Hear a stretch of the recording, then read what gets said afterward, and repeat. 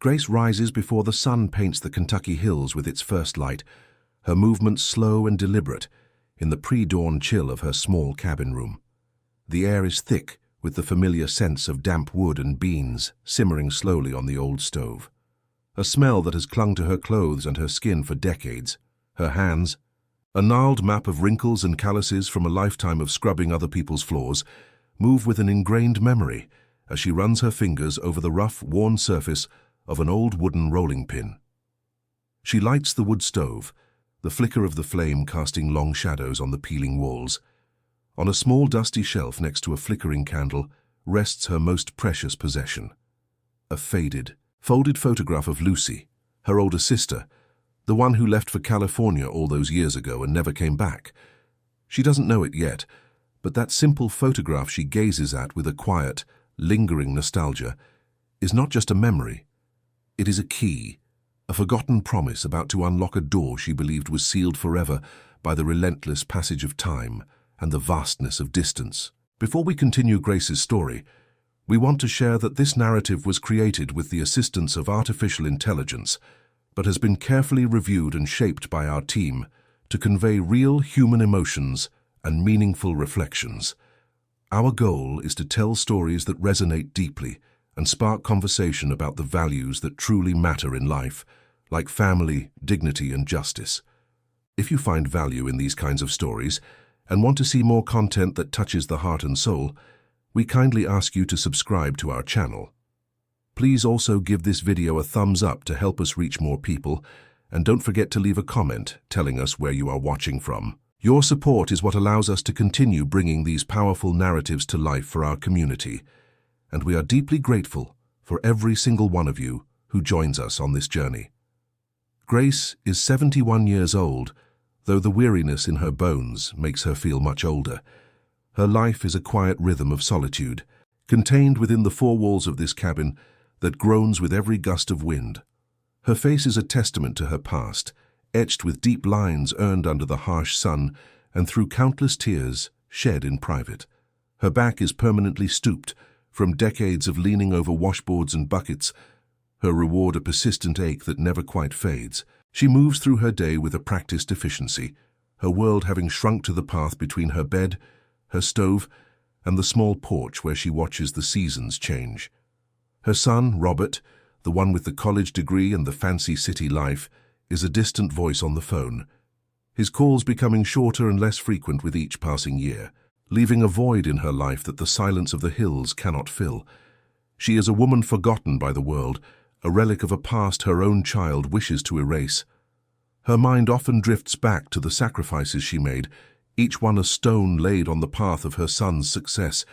She remembers the sharp pang of hunger when she sold her wedding band, her last connection to her late husband, just to afford the fabric for Robert's graduation suit. She can still taste the blandness of the meals she ate, forgoing meat for months on end so he could buy the expensive textbooks his university required. These memories are not bitter, but they are heavy, especially in the quiet of the morning. A cold draft seeps in through a crack in the window, carrying the earthy smell of wet soil and a profound sense of melancholy. Her calloused fingers, surprisingly gentle, trace the outline of Lucy's face in the photograph. It is her only tangible link to a time before sacrifice defined her existence, a silent witness to a life of hardship. She clutches it tightly, unaware that this fragile piece of paper holds a secret worth more than every dollar she ever earned, a fortune waiting to rewrite her final chapter. The years peeled away like old paint, leaving Grace with the memory of the day her world shrank to the size of her small son's hand. Her husband John had been a good man, strong and kind, but a fever took him swiftly, leaving behind nothing but a worn-out flannel shirt that still smelled of sawdust and the crushing silence of the Appalachian hills. She was 28, holding a 3-year-old Robert, whose confusion mirrored her own terror. The neighbors brought casseroles and offered quiet condolences, but when they left, the emptiness of the cabin was a physical presence. She remembered sitting on the cold floor, the fire long dead in the hearth, listening to the wind howl through the chinks in the walls. In that moment, she made a silent, ferocious vow. She would shield this small boy from the harshness of the world, even if it meant letting that harshness carve itself into her own skin, her own bones. Every sacrifice from that day forward was an act of worship at the altar of his future, a future she was determined would be nothing like her present. To keep her promise, Grace's life became a testament to grueling, relentless labor. She became the town's washerwoman, her days beginning before the first rooster crowed. She would walk the 3 miles into town, her back already aching in anticipation of the day ahead.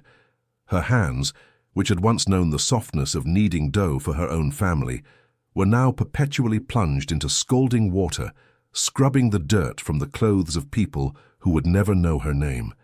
The harsh lye soap ate away at her skin, leaving her knuckles raw and bleeding before they hardened into a permanent shield of calluses. The smell of bleach and sweat became her signature scent.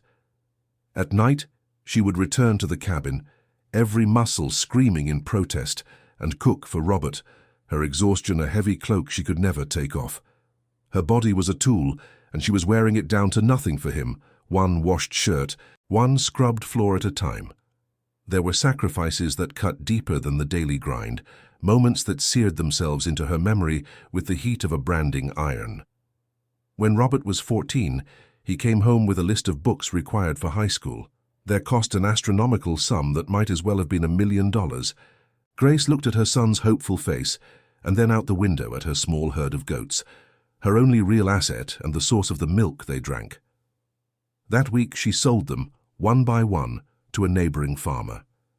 She felt a piece of her own heart being torn away with each bleating cry as they were led away. For the next several months, their meals consisted of little more than watery bean soup and cornbread made without milk or butter. When Robert would look at his meager portion, she would smile and say, "I ate earlier, son. You eat up. You need your strength to study." Her stomach would ache with hunger, but the sight of him reading by candlelight filled a deeper void. For nearly 2 decades, a rusty coffee can lived under a loose floorboard beside her bed. It was her secret treasury, the repository of her impossible dream for Robert. Every spare coin she earned, every quarter from an extra mending job, every dime left over from the meager grocery money went into that can. The metallic clink of a coin dropping inside was the sound of another brick being laid on the path out of poverty for her son. She denied herself everything.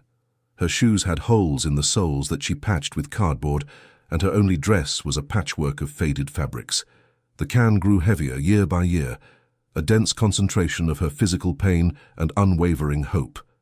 It was never for her. It was for a bus ticket to a place with opportunities, for an application fee to a college she could only imagine, for a life where his hands would never look like hers, cracked and stained from a life of servitude. The day the acceptance letter from the university in Atlanta arrived felt like a miracle, and a death sentence rolled into one. The pride that swelled in her chest was so immense it was painful, a sharp, breathtaking joy that was immediately followed by the cold dread of his departure. She spent her last few nights sewing him a new shirt and trousers by the weak light of an oil lamp, pricking her fingers numerous times as her eyes, weary from a lifetime of strain, struggled to see the needle. She emptied the coffee can onto the worn wooden table, counting out the coins and crumpled bills that represented years of her life. It was just enough for the bus ticket and a little extra to see him through the first week. Standing at the dusty crossroads that served as the town's bus stop, she smoothed his collar and handed him the money, her rough hands a stark contrast to the smooth fabric of his new shirt. The smell of diesel fumes filled the air, a foreign scent signaling the end of her world as she knew it. "I'll make you proud, Mom," Robert had promised, his eyes shining with the unshakable confidence of youth. He hugged her quickly, a brief, almost awkward gesture, before climbing the steps of the bus. Grace stood perfectly still, watching as the vehicle rumbled to life and pulled away, kicking up a cloud of red Kentucky dust that coated her worn dress. She watched until it was just a speck on the horizon, and then she watched the empty road for a long time after. The silence that rushed in to fill the space he left was profound and deafening. She walked the long way home, her steps heavy, the world suddenly feeling too large and her cabin too small. That night she didn't light the stove. She simply sat in the dark, clutching the old faded photograph of her sister, Lucy, another person who had left her behind for a bigger, better world. The familiar ache of abandonment had returned, settling deep into her bones like the winter chill. Hundreds of miles away, in a glass tower that pierced the Atlanta sky, Robert adjusted the knot of his silk tie. He stood before a panoramic window in his office at Harrison Construction, a space that smelled of leather and ambition. Below, the city sprawled out in a grid of concrete and relentless motion, a world so profoundly different from the quiet, dirt-floored cabin of his childhood that it felt like another planet entirely. He had meticulously crafted this new reality, building it brick by brick on a foundation of forgotten sacrifices and carefully constructed lies. His suit was impeccably tailored, his shoes shined to a mirror finish, and his hands were smooth, unblemished by the kind of labor that had defined his mother's entire existence. He was a man who had successfully erased every trace of the red Kentucky clay from under his fingernails, replacing it with the cold, hard currency of corporate success and the approval of a world that would never understand where he truly came from. His phone buzzed on the polished mahogany desk, displaying a picture message from his wife, Stephanie. It was a photo of a new designer handbag, its price tag likely more than his mother had earned in an entire year of scrubbing floors. He typed back a quick, affirming reply. Next to his computer monitor sat a single-framed photograph, him and his father-in-law, Mr. Harrison, smiling on a golf course. It was a picture that screamed legacy and belonging, a testament to his successful integration into a powerful family. There were no pictures of Grace, no faded images of a woman with tired eyes and cracked hands. To any visitor, Robert's past began the day he met Stephanie Harrison. His mother, the woman who had sold her own goats so he could buy high school textbooks, had been systematically edited out of his life's narrative, reduced to an inconvenient and shameful footnote that he was determined no one would ever read. That evening, over a dinner of grilled salmon and asparagus at the Harrison family estate, the lie was given a voice.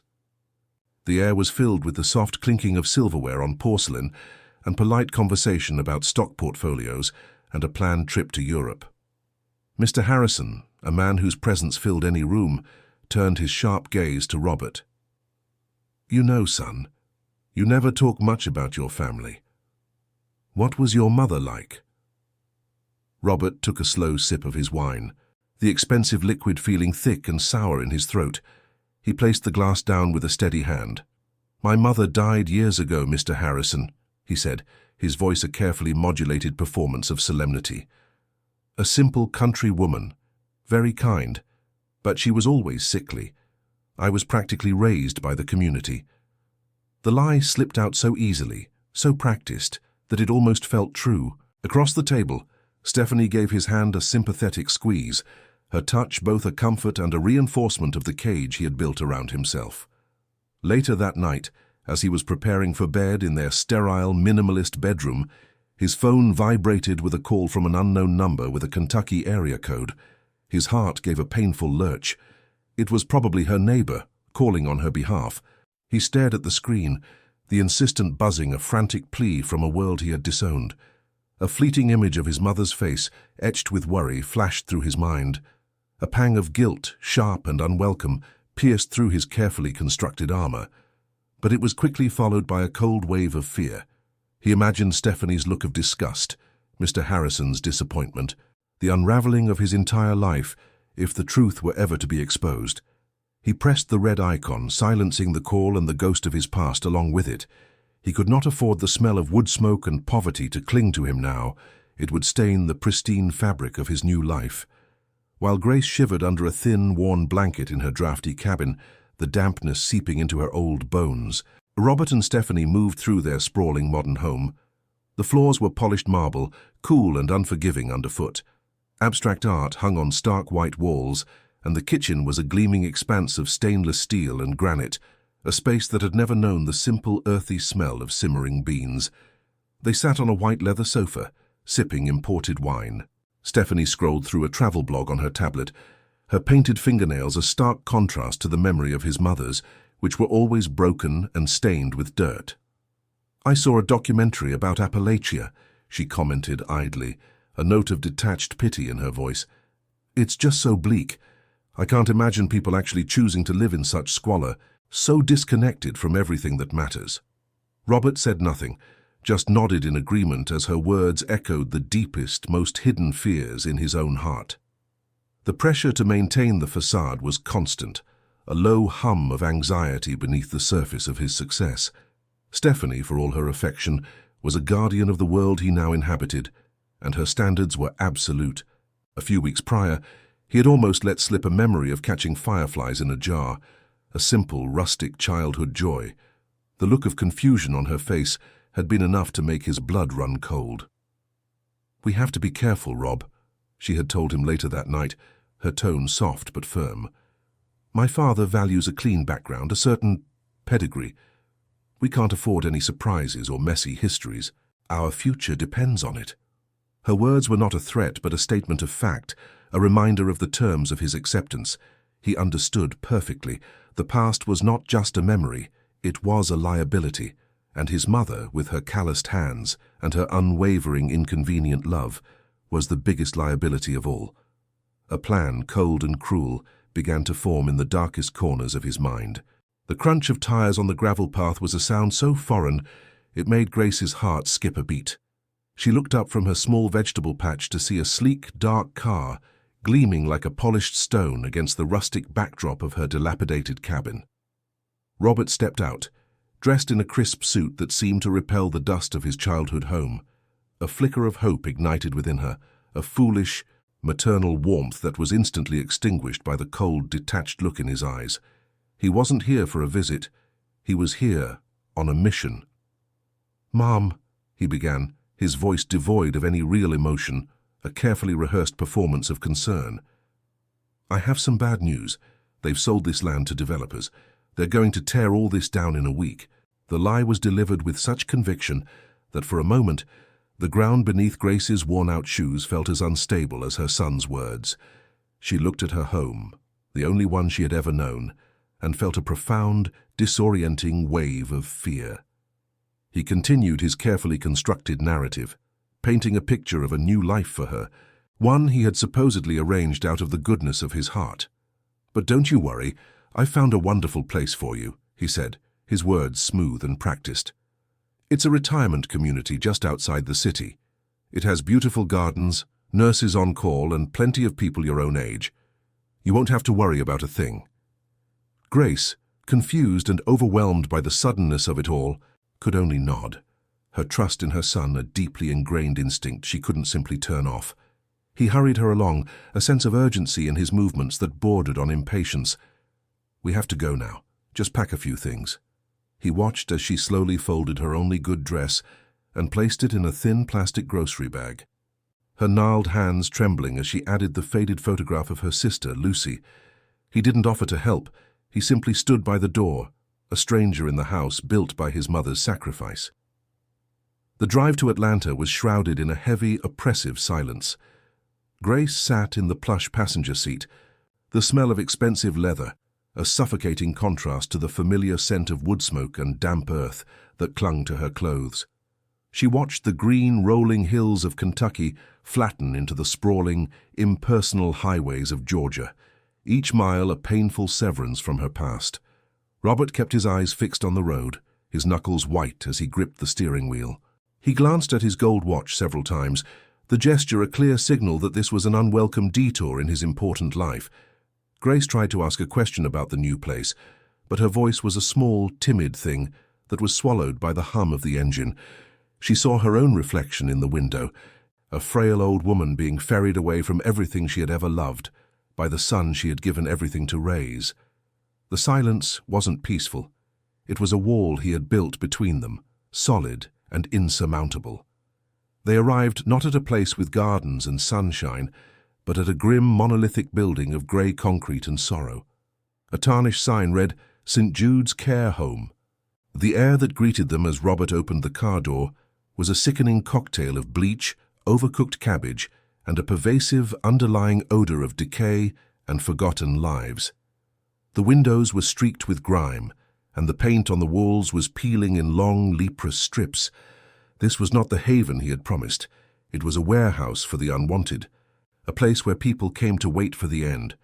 Grace's breath caught in her throat as the full crushing weight of his deception finally landed on her. She looked from the bleak facade of the building to her son's averted face, and in that moment, she understood everything. This wasn't a rescue, it was an execution of her old life, a final, brutal erasure. Robert walked her to the heavy metal doors, his movements stiff and hurried. He was visibly repulsed by the surroundings, eager to escape back to his sanitized world. Grace, in a last, desperate appeal, reached out a trembling hand to touch his sleeve, a silent plea for him to look at her, to see the woman who had nursed his fevers and sewn his clothes. He flinched away from her touch as if her skin were diseased, a sharp, involuntary recoil that wounded her more than any spoken word ever could. The memory of Stephanie's voice echoed in his mind, cold and absolute. "It's that old woman or me, Robert. You have to choose." He had made his choice. "You'll be better off here, Mom," he mumbled, his gaze fixed on a crack in the pavement. "I have to get back for a meeting. It's important." He couldn't even look her in the eye as he delivered the final blow. He thrust the plastic bag with her meager possessions into her hands. The bag was flimsy, its contents weighing next to nothing, yet it felt as heavy as a tombstone. "I'll call you later," he said, the lie so transparent it was almost comical in its cruelty. He turned and walked briskly back to his car, the sound of his expensive shoes on the cracked asphalt a drumbeat of finality. He didn't look back. He didn't see his mother standing alone on the steps of the nursing home, a solitary stooped figure clutching a plastic bag to her chest. He didn't see the silent tears begin to trace paths through the wrinkles on her face as she watched his car pull away, its taillights shrinking into the distance until they were swallowed by the indifferent city. He had severed the final tie, leaving her adrift in a sea of strangers, her heart shattered by the son for whom it had beaten for so long. A moment later, the front door of St. Jude's creaked open, revealing a tired-looking nurse with a clipboard and an expression of profound indifference. The metallic groan of the hinges was the sound of a cage being shut. "Grace, is it? Come on in, dear. Let's get you settled." The nurse's voice was flat, routine. Grace took a shaky step forward, crossing the threshold from her life into this new, desolate existence. The door closed behind her with a heavy, definitive thud, the sound echoing down the long, sterile hallway. The dim light inside smelled of disinfectant and loneliness. She was alone, stripped of her home, her dignity, and the love she thought was unconditional. The only thing she had left was the folded photograph of her sister Lucy, tucked deep in her apron pocket, very fragile paper memory in a world that had just become terrifyingly real. The initial numbing shock of her abandonment slowly receded, leaving behind the sharp, jagged edges of reality. The days at St. Jude's care home bled into one another, a monotonous grey blur of watery soup and long empty hours. The air was a permanent, stagnant mixture of bleach and sickness, a scent that clung to the thin, scratchy blankets and seeped into Grace's very pores. At night, the dormitory was filled with the sounds of a slow, collective dying, the dry, rattling coughs from a dozen different beds, the quiet whimpers of women lost in dreams of a better past, the creak of the floorboards as a night nurse made her indifferent rounds. Grace moved through it all like a phantom, her presence unnoticed, her sorrow a silent, invisible cloak. The ache in her bones was no longer just from age or a lifetime of labor. It was the profound physical chill of being utterly and completely alone in the world, forgotten by the one person she had never forgotten. Hunger soon became a constant gnawing presence, a hollow ache in the pit of her stomach that the meager, tasteless meals could never fill. One afternoon, a desperate, almost primal craving for something sweet, something that tasted of life, propelled her out of the home and down the cracked sidewalk to a small convenience store. Her worn slippers scuffed against the pavement as she shuffled towards the brightly lit window. Inside, she located a small cellophane-wrapped sweet roll, and for a moment, just holding it in her trembling hand was a comfort. At the counter, she looked at the gruff owner, her voice barely a whisper. "Could I please have this on credit, sir? I'll be sure to pay you back." The man sighed, his expression a weary mix of pity and impatience. "Sorry, Grandma," he said, taking the roll from her hand. "No money, no honey. I can't run a business on promises." The shame was a hot physical blow, and she walked out empty-handed, the bitter taste of humiliation the only thing on her tongue. Her last vestige of hope rested on the tarnished metal of the home's single payphone. She found it at the end of a dimly lit hallway, its cord sticky and tangled. Using the few coins Robert had carelessly left in her apron pocket, she painstakingly dialed the number she knew better than her own name. Her arthritic fingers fumbled with the buttons, but she finally got it right. The phone at the other end began to ring, a hollow, piercing sound that echoed in the empty hallway and in the cavern of her own chest. It rang and rang unanswered. She tried again the next day and the day after, her small pile of change dwindling with each failed attempt. Then, one bleak afternoon, the ringing was replaced by a cold, automated voice. "The number you have dialed has been disconnected." The click of the recording ending was the sound of the last door in the world slamming shut, locking her into this prison of neglect forever. The nights were the most brutal trial. Sleep was a shallow, fleeting thing, offering no reprieve from her misery. She would lie awake on the lumpy, stained mattress, staring into the oppressive darkness and listening to the symphony of suffering that surrounded her. The rhythmic, labored wheezing from the bed to her left, the soft, incoherent moans of a woman reliving a long-ago sorrow, the distant wail of a siren cutting through the city's indifferent hum. Loneliness became a physical weight pressing down on her, making each breath a conscious effort. In the suffocating dark, she would pull out the folded photograph of Lucy, its edges worn soft and fragile. She spoke to her sister in silent whispers, her only confidant in this desolate place. "What do I do, Lucy?" she would ask the faded image. "What's the point of holding on when there's nothing left?" The silence that answered her was vast and absolute, and she felt the last embers of her will to live finally starting to go cold. She was on the precipice of giving up, of simply turning her face to the peeling, water-stained wall and letting go. Her body felt frail and insubstantial, weakened by hunger and the crushing weight of her son's betrayal. She had stopped going to the dining hall, seeing no reason to force down another bowl of the lukewarm grey sludge they called soup. She lay in her bed, a small, still heap under a threadbare blanket, when she sensed a presence beside her. It was the quiet woman from the other bed in the room, the one with tired, knowing eyes that held a universe of their own sorrows. The woman's name was Clara. She had watched Grace's silent decline over the past few days, recognizing the familiar signs of a spirit about to break. She didn't speak, but simply sat on the edge of the lumpy mattress, her presence a small pocket of warmth in the overwhelmingly cold room. After a moment of shared silence, Clara reached into the pocket of her worn, faded housecoat. She pulled out a small object, carefully wrapped in a paper napkin. With gentle fingers, she unfolded it to reveal half of a plain bread roll, saved from her own meager dinner portion. She held it out to Grace. "Here," she said, her voice raspy from disuse but kind. "It's not much, but it's something. You have to eat."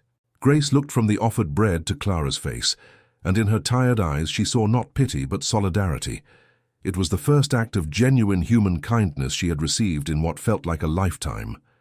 She took the bread, her hand shaking, and took a small, hesitant bite. It was stale and dry, but in that moment it was the most nourishing thing she had ever tasted. It tasted of compassion, a lifeline in a sea of utter desolation. That small gesture, that shared piece of bread, became an anchor in the storm. It didn't erase the pain or solve the crushing problems of her existence, but it stopped her from drifting away into the abyss. In the oppressive darkness of the dormitory that night, something small but significant shifted within Grace. The flicker of hope she thought had been extinguished forever began to glow again, a tiny, resilient flame. The future was still a terrifying, formless void, and she had no idea what tomorrow would bring. But as she lay there, the memory of Clara's kindness a warmth in her chest, she made a new promise to herself, and to the faded image of her sister. She would hold on for one more day. Just one more. She had survived a lifetime of hardship. She would not let her son's cruelty write the final chapter of her story. The fight was not over yet. One Tuesday morning, a man in a dark, impeccably tailored suit and polished leather shoes walked through the grim entrance of St. Jude's, an apparition of wealth and order in a world defined by decay. He carried a heavy leather briefcase and an air of purpose that made the staff straighten up from their usual slouch of indifference. He asked for Grace by name, his voice calm and professional, cutting through the stale air of the reception area. He was led out to the neglected courtyard, a sad patch of cracked concrete and withered weeds, where Grace and Clara were sitting on a cold metal bench, sharing the morning silence. The man introduced himself as Attorney Miller, from a law firm in California. He sat opposite Grace, his presence so jarringly out of place that for a moment she thought she must be dreaming, a strange hallucination brought on by hunger and despair. His eyes were kind but serious as he opened his briefcase, the metallic clicks of the latches echoing in the quiet yard. "Ma'am, my name is David Miller," he began, his voice gentle. "I've been trying to locate you for several months. This may come as a shock, but I was the personal attorney for a woman named Lucy Miller. Do you know that name?" Grace's heart stopped. The world seemed to tilt on its axis. She could only nod, her hand instinctively going to her apron pocket where the faded photograph was tucked away. Tears welled in her eyes, hot and immediate, blurring the lawyer's face into a wavering image. The lawyer continued softly, understanding the weight of his words.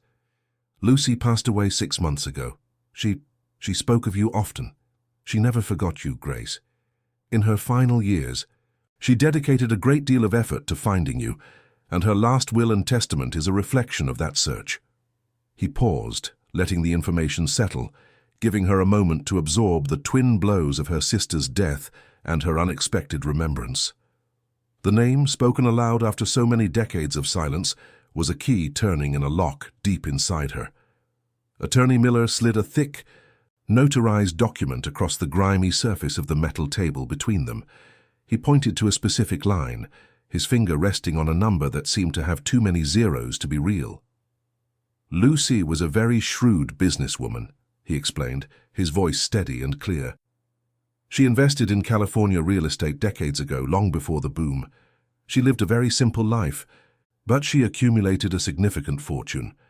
As her only surviving relative, she has named you the sole beneficiary of her entire estate. After all taxes and fees, the total inheritance amounts to $4,700,000.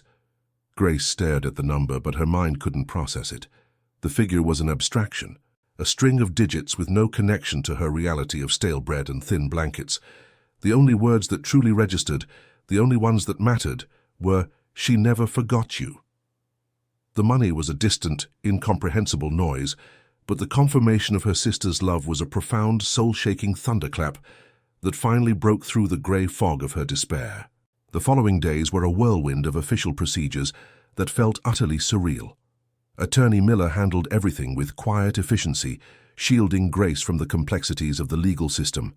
He explained that the will had already been validated by the courts in California, that he had brought all the necessary transfer documents, and that a trust account had already been established in her name at a national bank.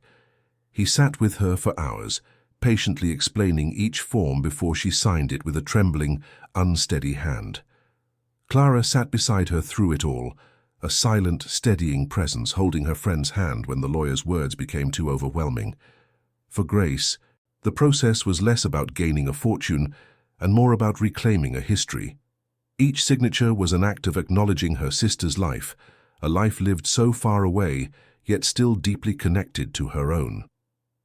The reality of the situation began to sink in, not as a number in an account, but as the tangible proof that she had not been completely forgotten by the world after all. Grace's first decision as a woman of means had nothing to do with herself. As Attorney Miller was preparing to leave, she turned to him, her voice quiet but firm, with a newfound clarity. "Sir," she said, "can I use this money right now?" He nodded. "Of course, ma'am. It's yours." Grace looked at Clara, whose eyes were wide with a mixture of shock and vicarious joy. "Then my first act is to get my friend out of this place," Grace declared, "and I want to hire her. I need a companion, an assistant, someone to help me. I can't do this alone." A stunned Clara began to protest, but Grace simply squeezed her hand. "You saved me with a piece of bread, Clara. It's the least I can do." That afternoon, 2 women walked out of the heavy doors of St. Jude's care home for the last time, leaving behind the stench of bleach and sorrow. They didn't walk out as millionaires, but as friends, stepping into the clean air of a future they would build together. The story was too good to remain a secret. A low-level orderly at the nursing home, hoping for a small payout, tipped off a reporter at a local Atlanta tabloid. The headline was sensational, splashed across the front page in bold letters: "Abandoned in nursing home, woman inherits multi-million-dollar fortune." The article featured a grainy, unauthorized photo of Grace sitting on the courtyard bench, looking frail and lost. The narrative was a perfect tale of poetic justice, a modern-day Cinderella story that captured the public's imagination. The local news story was quickly picked up by statewide networks, then national news aggregators. It went viral online, a story of betrayal and sudden fortune shared across social media platforms. The tale of the forgotten mother and the millionaire sister from California traveled at the speed of light, making its way from cheap newsprint to the glossy screens of tablets and smartphones, inevitably landing on the breakfast table of a beautiful modern home in an affluent Atlanta suburb, right next to a cup of freshly brewed coffee. Mr. Harrison's morning ritual was an immutable anchor in his structured life: black coffee, the Wall Street Journal, and a quick scan of the local Atlanta paper for any mention of his company. It was on the third page of the local section, tucked beneath a story about city zoning, that a headline caught his eye: "Abandoned in nursing home, woman inherits multi-million-dollar fortune." He almost turned the page, but a small, grainy photograph of a frail-looking woman with a familiar last name made him pause. He read the article once, then twice, his coffee growing cold in its porcelain cup. The details were all there: the son who worked in construction, the lie about her death, the Kentucky origins. A cold, hard knot of fury tightened in his stomach. He didn't raise his voice. His anger was a far more dangerous, silent thing. He picked up his phone, his movements precise and deliberate. "Robert," he said into the receiver, his voice like chipped ice, "be in my office in 10 minutes." Robert entered the expansive office, a nervous smile plastered on his face, ready to receive praise for a project he'd recently closed, but the atmosphere was frigid, suffocating. Mr. Harrison sat behind his massive mahogany desk, his face a granite mask of controlled rage. He didn't gesture for Robert to sit. Instead, he slid the folded newspaper across the polished surface. It landed with a soft, accusatory whisper. "Didn't you tell me your mother was dead?" he asked, his voice dangerously low. Robert's blood ran cold. He stammered, trying to form an explanation, a justification, but the words died in his throat. "This company," Mr. Harrison continued, rising to his full, imposing height, "was built on a foundation of integrity, of honor. A man who would lie about his own mother, who would discard her like trash, has no character. He cannot be trusted with my name, with my business, or with my daughter. I don't want to see your face in this building ever again. You're fired." He turned his back, a clear and final dismissal. Stumbling out of the office in a daze, Robert drove home on autopilot, the world a blurry, incomprehensible mess. He found Stephanie in their bedroom, surrounded by expensive suitcases, her movements brisk and efficient. There were no tears in her eyes, only a look of profound, surgical disgust. "My father called me," she said, her voice sharp and brittle, devoid of any past affection. "He told me everything. How could you be so common, so deceitful?" She snapped a suitcase shut. "I want a divorce. Our lawyers will be in touch." Robert opened his mouth to plead, but she cut him off with a dismissive wave of her perfectly manicured hand. "Don't bother. This house is in my father's name. The car is a company lease. I suggest you pack a bag and get out before he has you removed for trespassing." She didn't look at him again, her focus entirely on the logistics of erasing him from her life as quickly and cleanly as possible. In less than 24 hours, the entire edifice of Robert's life had crumbled to dust. The life he had so meticulously built on a foundation of lies was repossessed piece by painful piece. The bank took the luxury car the next morning. His credit cards were declined when he tried to check into a hotel. The friends who had once clapped him on the back at the country club now sent his calls straight to voicemail. He was a ghost, a social pariah. the subject of whispered, scornful gossip in the circles he had fought so hard to enter.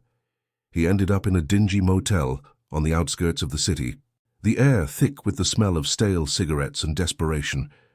Staring at his reflection in the cracked mirror, he saw not a successful executive, but a hollowed-out fraud, a man who had sold his soul for a world that had just evicted him without a second thought. The fall was not gradual. It was a dizzying, vertical drop into absolute nothingness. 3 months crawled by, each day a new lesson in humiliation. The expensive suits were sold for cash, then the designer watch, until all that remained was a single set of worn, dirty clothes. Gaunt and unshaven, Robert was a spectre of his former self, his eyes holding the haunted look of a man who had lost everything, including himself. He worked odd jobs, loading trucks at a wholesale market, the very kind of manual labor he had so desperately scorned, just to afford food. One day, a fragment of a news report mentioned a reclusive Kentucky heiress who had settled in the Blue Ridge Mountains of North Carolina. A desperate final gamble took root in his mind. He spent his last few dollars on a bus ticket, a long, rattling journey back toward the world he had abandoned. The final miles he walked, his broken city shoes wholly inadequate for the steep, winding country road, each step a painful penance. He finally arrived at the address, a beautiful, serene house nestled amongst tall pines, a garden of vibrant hydrangeas framing the front porch. The sight was a disorienting shock, a world of peace and understated elegance he could never have imagined for his mother. It radiated a dignity that he had actively tried to strip from her. His hand trembled as he raised it to knock on the solid oak door. After a moment, it swung open to reveal Clara, her face an unreadable mask of cold recognition. She said nothing, simply stepped aside. And then he saw her. Grace stood in the entryway, bathed in the soft afternoon light. She was no longer the frail, stooped woman he had left at the gates of St. Jude's. She was serene, her silver hair neatly combed, her simple dress clean and pressed. She smelled faintly of lavender and sunshine. The transformation was so profound, so complete, that it shattered the last remnants of his composure. The sight of his mother, so whole and at peace, was the final blow that broke him completely. Robert crumpled to his knees on the stone steps, the carefully constructed dam of his pride bursting into a torrent of ragged, gut-wrenching sobs. "Mom!" he choked out, the word tearing from his throat. "Mom, forgive me. I was a fool. I was so wrong. I lost everything. Stephanie, the job, the house, everything. I have nowhere to go. Please let me stay. I'll do anything. I'll work in the garden. I'll scrub the floors. Please." The words poured out of him in a desperate, pathetic stream, the confession of a man who had finally hit the absolute bottom and understood with horrifying clarity the true value of what he had so carelessly thrown away for a life of glittering emptiness. He was a child again, lost and begging for the comfort he had so cruelly denied her. Grace looked down at the weeping figure of her son, and her face held no trace of hatred or triumph. There was only a deep, unbridgeable sadness, a calm forged in the fires of unimaginable pain. "Get up, Robert," she said, her voice soft but firm. "The ground is cold." He scrambled to his feet, his tear-streaked face filled with a sliver of desperate, foolish hope. She took a slow, steadying breath, her gaze unwavering as she delivered her final verdict. "I already forgave you, son. I forgave you the day you left me to rot in that place, because holding on to that kind of hate would have destroyed me. But forgiving you doesn't mean opening my door to you again. You had a mother's love, and you traded it for shame. That was your choice. Now you have to learn to live with it." With an infinite, heartbreaking calm, she gently closed the solid oak door, the quiet click of the latch echoing in the mountain air, a sound more final and absolute than any slam could ever be. Grace's new life settled into a rhythm as gentle and predictable as the mountain seasons. Her days began not with the groan of old floorboards in a cold cabin, but with the soft light of dawn filtering through the large windows of her North Carolina home, illuminating the Blue Ridge Mountains in hues of lavender and rose. She and Clara would spend their mornings in the garden, their hands one calloused and the other beginning to soften, working together in the rich, dark earth. They tended to the hydrangeas, their vibrant blue and purple blossoms, a testament to the patient care they received. The air no longer smelled of lye soap and poverty, but of damp soil, blooming flowers, and the fresh coffee that was always brewing in the kitchen. In the afternoons they would sit on the wide front porch, two quiet women who had found solace in each other's company, watching the sun dip below the peaks. It was a life of profound, uncomplicated peace, a quiet harbor she had reached after a lifetime navigating a storm. Her hands, though still marked by her past, now moved with the gentle purpose of nurturing life, not scrubbing away its grime. The old yellowed photograph of her sister, Lucy, no longer lived in the worn pocket of her apron, a secret comfort clutched in moments of despair. It now rested in a simple, elegant silver frame on the small table beside her bed. It was the first thing she saw in the morning, and the last thing she saw at night. The image of the young woman with hopeful eyes was no longer a ghost from a distant past or a symbol of abandonment, but an icon of salvation, a constant, tangible reminder of a love that had crossed decades and the entire continent to find her. She would sometimes trace the outline of the frame with her finger, not with the sorrow of loss, but with a deep, abiding gratitude. Lucy had not just left her a fortune. She had given her back her life, her dignity, and the quiet certainty that she had never, not for a single day, been truly alone. The photograph was no longer a memory of what was lost, but a monument to what had endured against all odds, an unbreakable sisterly bond. There was no room for bitterness in Grace's heart. The space had been entirely filled by a serene, quiet gratitude that permeated every corner of her new existence. She did not waste her precious, peaceful days wondering about Robert or waiting for a call that would never come. Her forgiveness was a genuine act of self-preservation, a conscious decision to release the poison of resentment so that she could finally heal. It was a private, internal transaction that required no audience and no acknowledgement from him. Her life was full now, occupied by the simple pleasures she had been denied for so long. The taste of a fresh-picked tomato from her garden, the warmth of the sun on her face, the easy laughter she shared with Clara over a game of cards in the evening. She had finally learned that true freedom wasn't about having everything, but about no longer needing anything from the people who had hurt her. She had let go. And in doing so, she had found a peace more valuable than any inheritance. In stark contrast, Robert's life had become a grim echo of the world he had so desperately tried to escape. Rumors trickled back through the invisible grapevine that connects small towns, painting a bleak picture of his new reality. He was working as a loader at a wholesale produce market in a rough part of Atlanta, his days starting long before dawn in the cold, damp air of the loading docks. His once smooth hands were now blistered and raw, the kind of hands he had once looked upon with disgust. He lived in a cramped, rented room that smelled of mildew and fried food, a world away from the sterile marble floors and panoramic city views he had once called home. The weight of his choices was a physical burden, heavier than any crate of vegetables he was forced to lift. He was anonymous, invisible, a man stripped of his name, his family, and his pride, haunted by the memory of a closed oak door and the quiet, final words of the mother he had so thoroughly misjudged. Grace's story became a quiet legend in her new mountain community, fair cautionary tale whispered over cups of coffee at the local diner and told on front porches during long summer evenings. It was a story not of lottery winnings or sudden luck, but of a justice so poetic it felt almost biblical. It spoke of how character is a currency more stable than any stock or bond, and how the lies one builds a life upon will eventually collapse under their own weight. Burying the architect in the rubble, they spoke of the quiet, dignified woman who tended her hydrangeas, her past a shadow that only made her present light seem brighter. Her life served as a living testament to the idea that the universe, in its own slow, inexorable way, eventually balances its books. The story wasn't about the triumph of wealth, but about the quiet, unshakable victory of a spirit that refused to be broken, a resilience that had outlasted betrayal and blossomed into peace.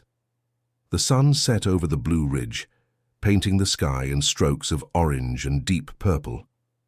Grace sat on her porch, a warm mug of tea in her hands, watching the day come to a gentle close. She wasn't thinking of the son who had lost his way, nor the fortune that had found hers. She was simply present, breathing in the cool mountain air at peace with the life she had been given and the one she had reclaimed. Her journey had been a long and arduous one, a testament to the enduring strength of a mother's love and the devastating consequences of a child's shame.